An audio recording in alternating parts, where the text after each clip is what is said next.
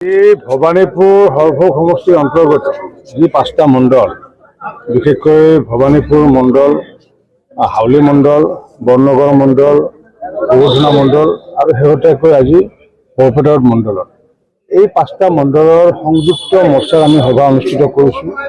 সংযুক্ত মৰ্চা মানে আমাৰ যি মহিলা মৰ্চা, আমাৰ যি যুৱ মৰ্চা, আমাৰ যি কৃষক মৰ্চা, OBC মৰ্চা, ST মৰ্চা, সংখ্যালঘু মৰ্চা, SC মৰ্চা, এই আমাৰ ৭টা মৰ্চাৰে ইমান বিষয়ববীয়াসকল আছে। এই বিষয়ববীয়াসকলৰ লগত আমি আলাপ আলোচনা কৰি আগন্তুক দিনত আমি কি কৰিব লাগে তাৰে আমি ৰণকৌশল আজি আমি প্ৰস্তুত কৰিছোঁ। আমাৰ কাৰ্যকৰ্তাসকলক যি আমি দিহা দিব লাগে সেই দিহা ইতিমধ্যে প্ৰদান কৰিছোঁ আৰু সেইটোৰ আধাৰতে তেওঁলোকে কাম কৰিব।